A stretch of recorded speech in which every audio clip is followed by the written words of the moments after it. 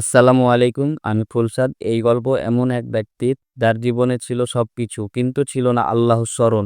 একটি মুহূর্ত, একটি ডাক এবং তারপর বদলে যায় পুরো জীবন। চলুন শুনি কিভাবে একজন মানুষ অন্ধকার থেকে আলোয় ফিরে এলো।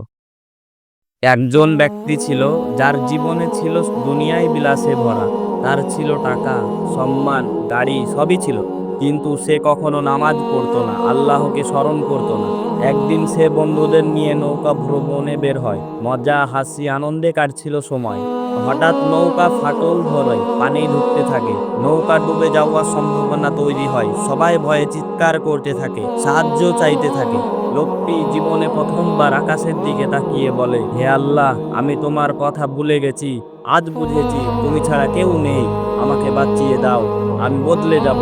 কিছুক্ষণ পর এক জেলে এসে নৌকোটি উদ্ধার করে। সবাই বেঁচে যায়, বিপদ কেটে যায়। সেই লোক সেদিন থেকেই বদলে যায়।